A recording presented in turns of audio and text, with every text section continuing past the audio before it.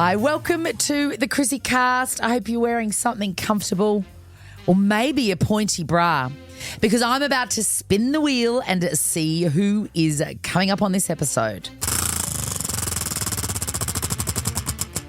Oh, God, I love it when it lands on music makers. They are the best, the dreamers, the best of us all. And I'm thrilled to tell you that today's music maker has been in our ears and in our hearts and in our minds for 20 or 30 years. Hailing from the very working class suburb of Logan, he has released a book very, very recently. It's called Unlovable. It is a memoir from the voice of Savage Garden. And I'm thrilled to welcome live from Los Angeles, Darren Hayes. Thank you for having me. I don't know if folks can see, but you have a very fancy studio. I mean, I'm in my studio, but yours has graphics and all sorts of stuff, so I'm quite jealous. Oh, well, get on it, Darren Hayes. No, right? Now that you're a celebrated author as well as a life-changing musician, how have you been enjoying talking over and over about some pretty hard stuff? Your book Unlovable is out at the moment. I have it in front of me. Does it make the agony and hard bits of your childhood easier to deal with the more you talk about them?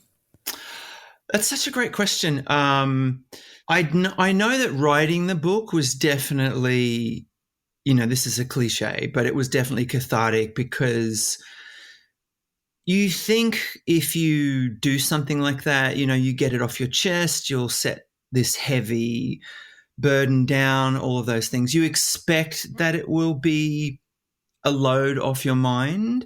What I didn't expect was how many people would reach out to me and tell me, oh my God, you're describing my childhood. You're describing my relationship with my parents. And so that level of kind of camaraderie has been really beautiful.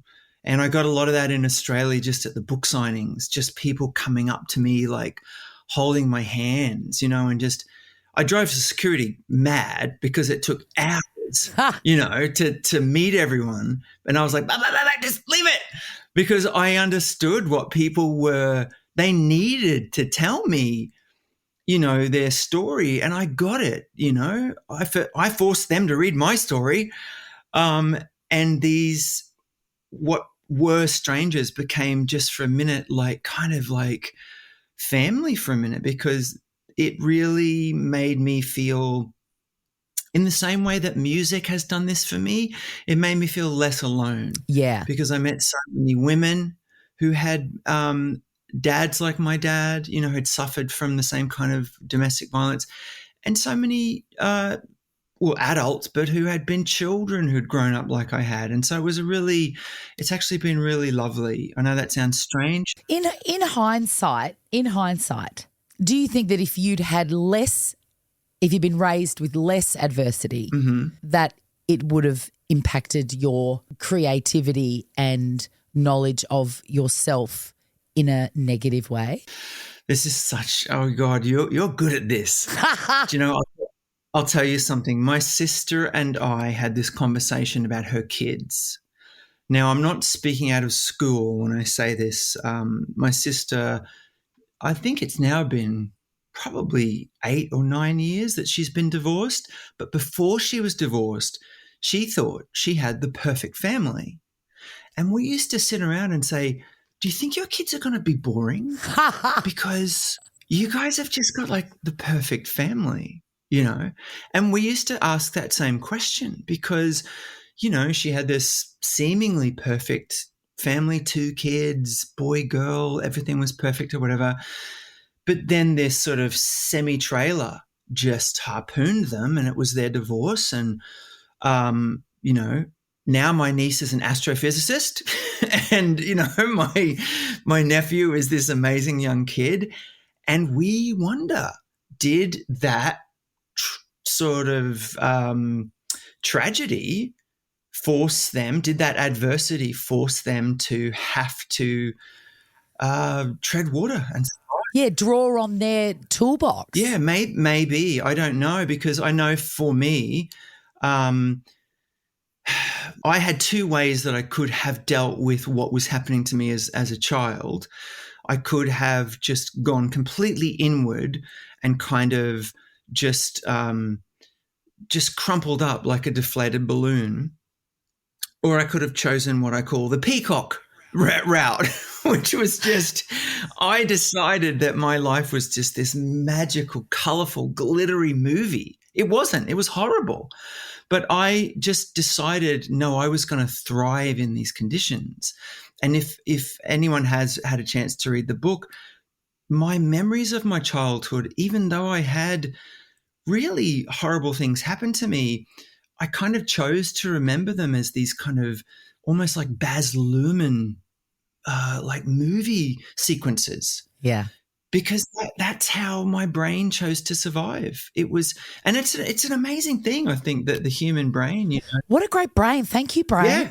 Yeah. But I think we all have that capacity in us, you know. I think we're all survivors. And it's a very dangerous game. Because let's face it, Logan in the 80s was fucking depressing. Yep. Very tough. It was, you know, most of us, well, I didn't know I was poor. Yeah. I guess I was poor. I didn't know it. I thought I was a prince. I would walk around with I got teased for being a snob, you know. Kids at school would call me a snob. Why? Because you had a lunchbox with a lid? No, just because I walked around like I walked on gold. Yeah. Like I just chose that. I decided that the circumstances that I was born into, that was not it for me. You know, I was just, so I probably walked around with my nose in the air, you know, and we rented the absolute pinnacle of our, like, I guess, like, when we were really rolling in, you know, like, well, you were living in the lap of luxury. What'd you have? Yeah, the luxury we had was the rented VCR. We had the video recorder from Radio Rentals. Rich. We were up to our eyeballs in debt, you know, and we had this rented VCR, and I just thought we were so rich. And then you would have got even more in debt with the, 5 videos for a week from Blockbuster that you never returned, and then you get taken to court over it. Yeah, of course. Oh, and the car that, you know, my dad was just terrible with money. So, like, you know, we had we just had so many debt collectors. I learned to, you know, lie to the debt collectors or the police. You know, when the police would come to the front door, they would come to ask for my dad. And I remember being very young, and I only told the truth once because I got in trouble for it, because the police came to the front door and said, you know, "Is your father here?" And I went, "He just ran out the back and jumped over the fence." Oh my God. And so I got learned, I got that lesson very quickly, which was like, little Darren, do not say that. Just say that I'm out. Yeah. Say that I'm at the video store getting 5 weeklies. Exactly. The debt collectors come and it's like, Mum and Dad are not home. They're not home. You know, it's what it was. Can you lie now? Are you a good liar, or do you avoid that because you're terrible? Yeah, me too. Terrible. Just terrible. And it's a guilt thing that comes up. There's a section in my book where I talk about, there was this kid who was, I hilariously call him like a bad influence. Like, how do you name a kid a bad influence at the age of like 8 or 9? But he was like a bad influence. But there's totally bad influences, of course, at any age. Fair enough. Okay, so he was a bad boy, and I remember Mum sent us. This was the 70s. Okay, so we get sent to the local shops to buy essentials: milk, bread, and cigarettes. Yeah. Can you remember your order for your parents? Yeah, it was. I forget the name. I can remember mine. It was the first order I ever make. Hello, can I please have a packet of Benson and Hedges extra mild, please? Oh my God, Mum had the same thing. Benson and Hedges extra mild. What was extra mild? What was it? Was it just less nicotine? No, I don't think so. I think it was just a fancy gold pack, and you know, my mum was pretty fancy, and obviously yours was too. That's fancy. See, the other ones. What were the really? And there was no difference, but the real cheap ones. God, we look down upon those. Long Beach. I remember when Long Beach came out, because they came in like a tissue box. There were so many ciggies. I think it was the first ones that were 50s, right? Or Holidays. Anything menthol seemed to be a bit like low class to me. Except St. Moritz.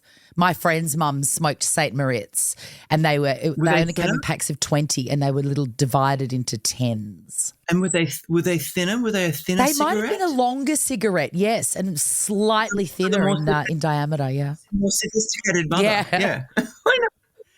But yes, I would get those, and but Mum essentially sent us to the shops really as a favour because we were just bored, and gave us like 50 cents so that we could buy, like a drink, pack of mixed lollies. That was enough to get like a can of Coke and some mixed lollies back then. Do you know what I miss about mixed lollies? A, the extraordinary value. Oh. And also you actually got to choose your selection. You would go, I'll have 3 mates. I'll have 2 musk sticks. No, 1 musk stick and a snake. And now you just get a bag. Mm-hmm. It's not the same. Do you know what? I think you probably lived in a more, let's just say, affluent. Didn't you get to choose? Neighborhood, because I just got ripped off, Hayes. No way. There's only one place you could choose, and that was the local pool. And they did have the jars that had, 1 cent, 2 cent, or half a cent or whatever. That was pretty cool, but that was really posh, and the pool was expensive to go to the pool. Really? Yeah, so no. But at the local shops, there'd be one for like 20 cents and it was mixed bag of lollies and you just got what you got. Okay, all right. But the kid whispered in my ear and he was like, oh, we should get one of those, you put the 20 cents in and you get the furry ball, like the ferret on the ball or the ring or whatever. And me, like not even realizing I was gay, clutching imaginary pearls going, oh, we can't do that. That's stealing. And my friend going, she'll never know. But literally the second we got home, full confession. Mum, we put 20 cents in the machine and I got a ferret and I'm so sorry. And like did the whole confession like then and there. What a sweetie. What was it like, Darren, to suddenly have a shit ton of money? Oh, well, I always say this because I think most people are good and kind, right? I think I did what most people would do if they win the lottery. I was just discharging guilt. So I immediately paid off the home loans of all of my family. So my brother, my sister, mum and dad, just immediately, like when you're in a position where you can just suddenly just buy any house you want. I grew up where no one in my lineage could ever pay off a home loan, ever. That was never going to happen. And then, or let alone, get one. But back then you had to really go through hoops. Totally. And so all of a sudden, after maybe a year after, say, the Arias, when Savage Garden won all those awards, that first paycheck, I remember just looking at it going, this can't be real. This is real? Like, oh my God. So I think there was a lot of sort of deferred Catholic guilt about money. I wasn't raised Catholic, but Mum was, and there was that natural Australian thing that we still have, I think, where we don't really, maybe it's changed a little bit, but, we aren't like the Americans where we're sort of like, we get up to the podium and we're like, I want to thank God, or do I want to thank myself first? I'm not quite sure. Like we're not like that. We're very culturally sort of embarrassed about success. Well, I feel like we don't, it's sort of inbuilt in our, hard wiring that we don't deserve anything. Right. Isn't that strange? I wonder, I would love a sociologist because, now we're starting to discover that there are memories that are passed down in DNA, right? Yeah. And this is just basic survival.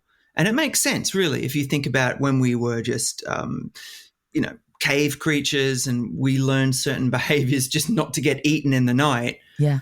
It would make sense that I wonder if because so many of us, and I'm just thinking about colonizers here. I'll just talk about the colonizers.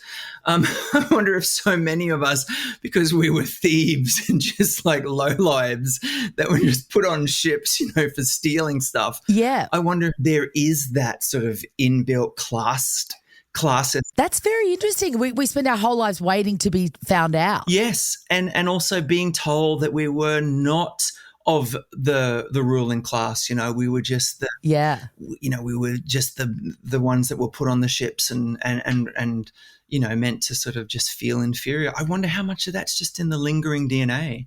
But yeah, it's an Aussie thing. It's definitely a white Aussie thing to feel. I want to ask, what did your family, what words came out of their mouth when you said, oh, hey, I've just paid off your mortgage? And was there a feeling of like, I don't know, some people get mad when you do them a financial favour. Well, look, I don't have a relationship with my father anymore, and his reaction was always entitlement. Like, he went from having zero interest in me at all my life to suddenly, swanning around town like he was the father of Savage Garden. Like, it was hilarious. That would have felt really gross. It did feel gross, but I think at the time, we're talking 30 years ago, I was so desperate for a father's love that I think I was purchasing it, and it felt like, but I really was doing it for my mum, But I got to say, my brother, my sister, my mother, it was tears. It was just absolute,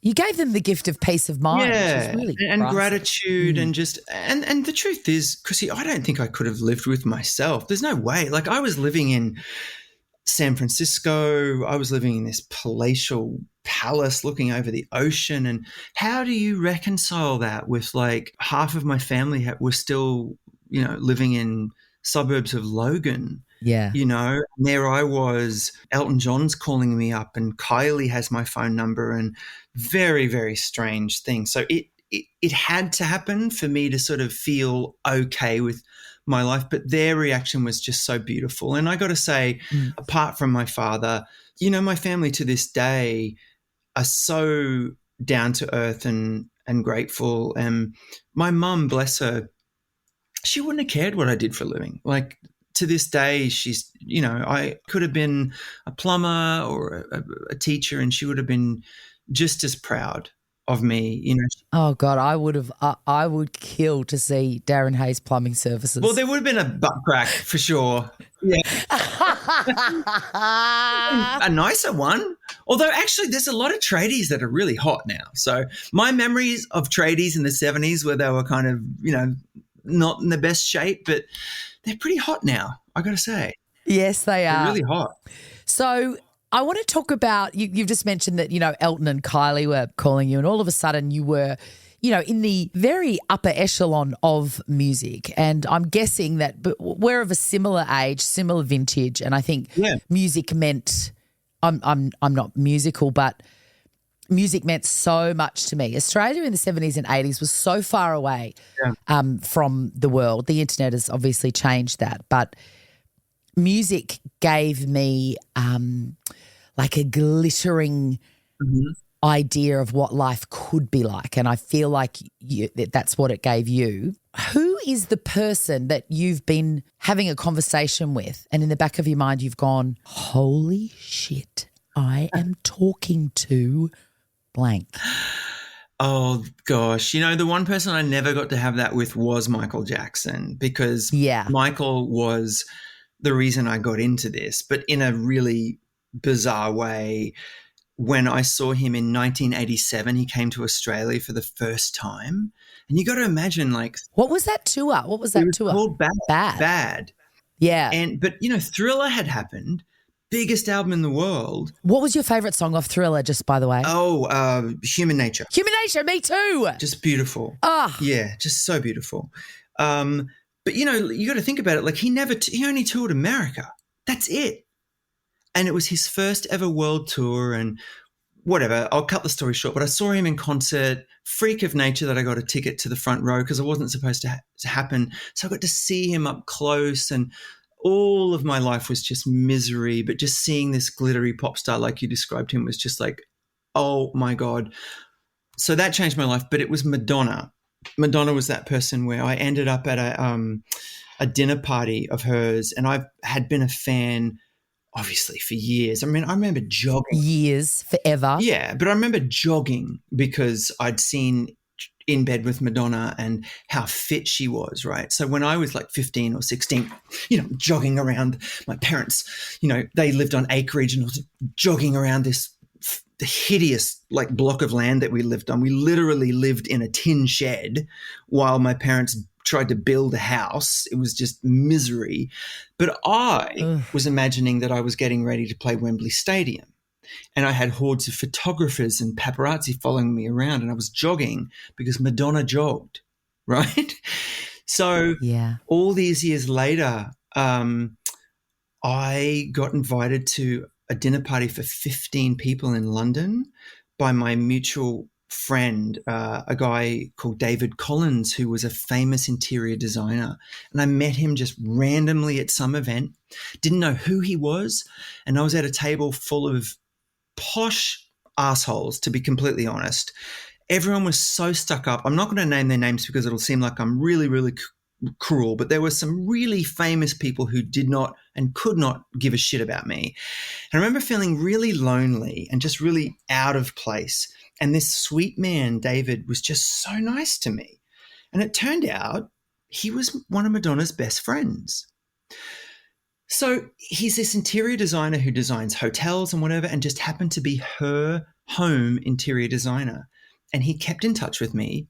And one day he just calls me. I'd been out with him a couple of times, been to his place and whatever when I was living in London. And he phones me and he says, Darren, would you come to a dinner party? And I hate stuff like that, Chrissy. Like, I hate famous people and I'm just like, so no, or whatever. And I went, oh God, David. Why do you hate famous people? Do you feel like it's that thing? You're so normal, deserving. It's that thing of feeling like I just don't deserve. I just don't belong in that room, Yeah. And I was like, oh God, who's going? And he says, well, I mean, Gwyneth and Chris are going to be there. And I just went, who? Oh, right. Exactly.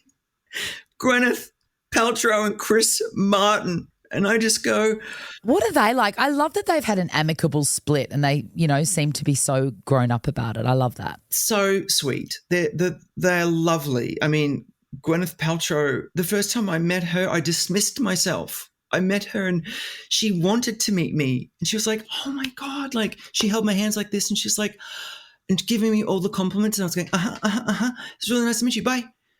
And a mutual friend just went, what did you just do?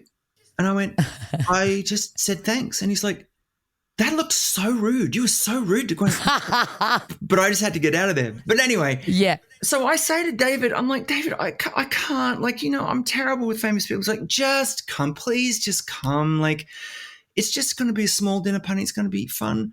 I'm going to give you the spoiler alert. He wasn't telling me it was a birthday party for Madonna because he knew I wouldn't come. What? Darren? Yes. So this is back then. Do you remember Hung Up? Remember? Of course. I remember everything she's ever done. I'm obsessed with her. Hung up on you. Her disco phase, her cornrows, okay? This is Madonna. Yeah. 6 months beforehand, she'd fallen off a freaking horse, okay, broken every bone in her body. So on her birthday, she had to postpone it. So her lovely friend David postponed this dinner party. There's like, I don't know, Chris Martin, someone who owns, I don't know, Tiffany's, I think. There's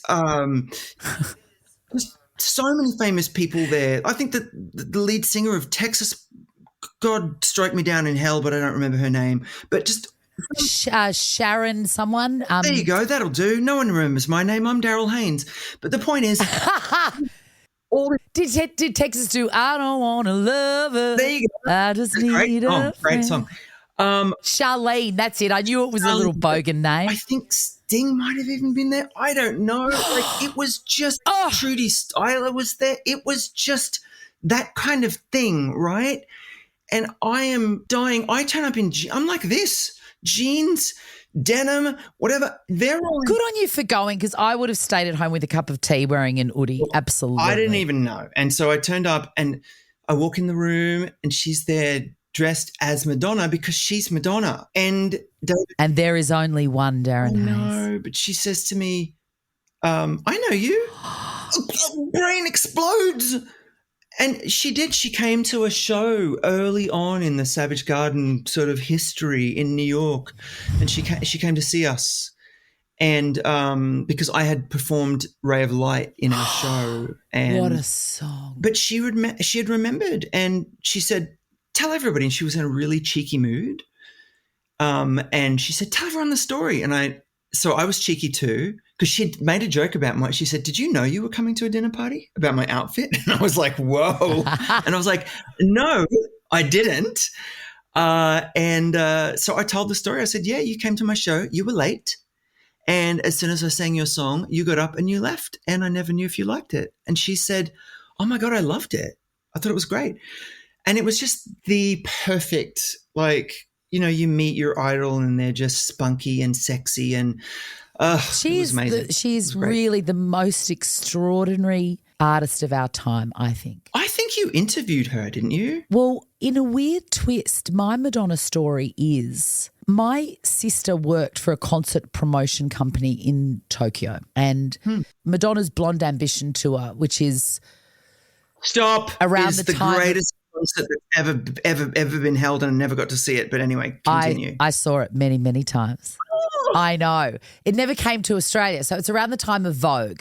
And I remember I was at Yokohama Stadium when I first heard the song Vogue, because it hadn't been released, but she ended the show with it. And I was like, what is this in my ears? What is happening? Now, hang on. I got to ask you, was this during the rainy season, or was this when she came back and redid the shows a year later? I'm a stan. I know everything about this. It was the first tour. It was in Tokyo. Yeah. Was it raining the night you saw it? No. Okay. No. I have that tour jacket. I have the original tour jacket with that the crew eye wore. On the back, the velvety one. Yep. I wanted that so bad. Anyway, I was like 16 or 17 at the time, and I was visiting my sister on my very first overseas trip. And because, I probably, should have had a babysitter, she would just take me to work with her, and work happened to be the Blonde Ambition tour. And to get home, I would catch the tour bus with the dancers, with Carlton and Luis and Slam and all of them. And for those listening, we call that the splitter van. Oh, I can't believe it. You got in the splitter van. So the splitter van is called that because it splits the gig. You split, you leave. As soon as the show ends, you all get into the splitter van, and you were with the most incredible dancers in the world. Go on. The most incredible. And she would catch that bus too. Oh. Yeah. In her white, I remember in a white terry toweling dressing gown. Yeah. Can we talk for a moment about the film, Truth or Dare, and how if we could have put it in our veins, we do would. Something else. Do my eyebrows. Just somebody sat some fat man in the front row who was giving me dirty looks all night. I swear to God. And Freddie, get over here because Freddie DeMann, yes. He was in charge of the sound of my show. Somebody give Keith a new asshole because my headset kept cutting out during Where's the Party? And don't tell me you didn't notice. And there was nothing but industry in the first 3 rows, Freddie. Everyone looked like a goddamn William Morris agent. And what about when she goes, I hope I'm somewhere safe when it happens. Yeah, she goes, at the end of a tour, everybody gets emotional and they get upset. But it's like, I've done this before when people die. It's like I make my peace with it so that when it happens, I don't feel anything. Oh my God. You don't even know. I became really close to Alec Kashishian.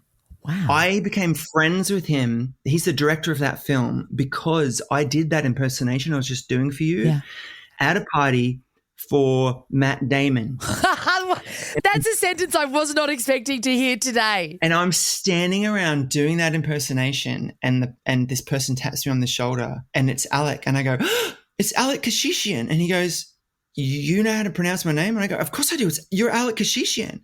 And he was just obsessed that I knew all the lines from that film. And that's how we became sort of friends. It's really hard to find. I work with a young guy, Jack, who's like 27.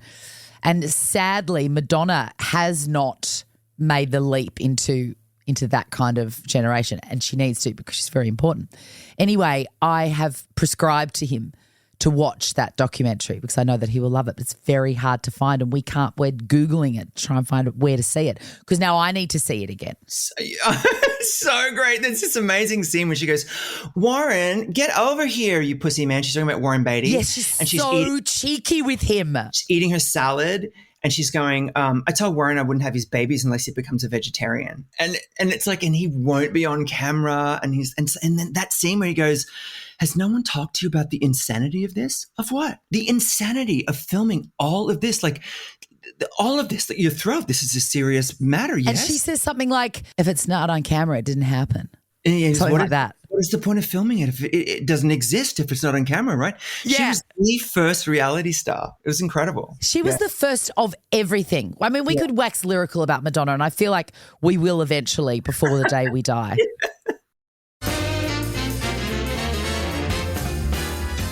I want to spin the wheel before I let you go. I've so enjoyed.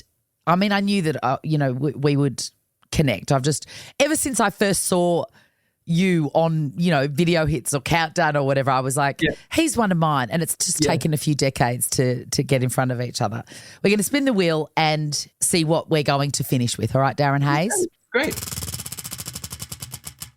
Oh, it's turned up on Tell Me More. This is a first, Darren. What is the one great story or thing about you that always surprises or delights people? Oh, I mean, it sounds it's a little feel good. So let's get our cozy blankets. Let's start crocheting. Let's get our crystals out and stuff. Okay. I'm 52. I still would desperately love to be a dad. I was married to a man for 17 years and we tried every night to have a baby, but it just didn't happen. I don't know why. What do you do? You're doing something wrong, Darren. I don't know. Maybe I was putting it wrong. You have to get out your world book and look up and just look up who puts what where. But anyway, I still would love to be a dad. But this was a really beautiful thing that happened when I moved to LA. So I moved to LA in a very dramatic period of my career from 2012. I didn't really tell the world, but I decided I was retiring. It was very dramatic. I just didn't tell anyone. I was like, she's done. She's retired. Yes. She's leaving the state. You're like Vivian Lee in Gone with the Wind. No, more like, I'm so tired. I'm so tired. No, I was probably more like Nathan Lane in The Birdcage. I can't go on. Another great film. What a performance. I mean, how do you think I feel? Devastated, heartbroken. Exactly. I love that you know that. But I got coerced into auditioning to go to the Groundlings improv school. Oh, wow. World famous. And I was there for – these two stories meld into one another, but I was there full time for 5 years. What? Yes, that's what I did. That's why I disappeared for ages. I just disappeared. No one knew who I was. I was surrounded by 25-year-olds, right? Had no idea who I was. And I made it through the whole program. I almost got into the Sunday Company. And in fact, one of my – well, she doesn't take my call anymore, but it's hilarious. But one of my fellow students all the way through is Chloe Fineman, who's on SNL. She's one of their – she does the best Nicole Kidman impersonations. She's amazing. But Chloe was one of my – I came up with Chloe Fineman. But I also met one of my best friends there, Johnny. And Johnny did almost get into Sunday Company and he almost turned it down because he and his wife got pregnant. Now, I have a teaching degree in early childhood, right? I had to get it because my father wouldn't let me be a musician unless I got a teaching degree. And so – you got to have something to fall back on, son. Right, which is so stupid. But so stupid. I just said to Johnny, I'm not really doing anything. Why don't I mind her like 1 or 2 days a week while you guys you continue studying and whatever. And that turned into like 6 years of me minding this baby. I'm talking like her mum would, because his wife is a movie producer. She was working full time. So she worked full time. She would express milk. They would give the baby to me. from 6 weeks of age, and I got to basically co-parent her until she went to first grade. And it was amazing. Like, God, that's an amazing experience. yeah, so me and Johnny, like, we were these two dads, you know, like, where he would be going to school part-time, but then I would get to have her, you know, half the time, and, you know, I'd pick her up in the morning, and it was like full-time daycare, but like I did all the food. How old is she now? She's turning 7, and I mean, we have to break it to her. She calls me her best friend, and I have to sort of let her know that, like, you're going to need to get like a real like child best friend. No, stop. Oh. You don't need to clarify. She is your best friend, and we know that that's true because she said it. I just adore her, and we adore each other, and we connect on this level that's just like, I've never had to be anything other than, I don't know, like an adult that gets to love her in the way that I never got to be loved as a child myself. Yeah. I remember the first time she woke up from a nightmare, and, you know, and the baby monitor went off, you know, and anyone who's been a parent, I haven't technically, but I sort of have now. Like, you know, that fear, I went through all that fear of like, God, is she breathing? Is she going to die? What if she dies on my watch? All of that sort of stuff. You know, one day playing with her with like a laser pointer because she's so into Peter Pan, and I was pretending that was Tink, you know, and I accidentally pointed it into her eyes. And for about a year, I lied to her parents and didn't tell her because that afternoon she was like, I can't really see out of my eye. And I was just thinking, not going to tell her parents in case it's permanent eye damage, but now we laugh about it. But stuff like that, like, we've just been through everything together. And yeah, she's just this extraordinary young woman. And how lucky she is to have you, because it's really important and fortunate for kids to have somebody that is parent level but isn't a parent. So yeah. You are an extraordinary gift to her. And she is to me. And, yeah, when I tell people that story, they're just like, what?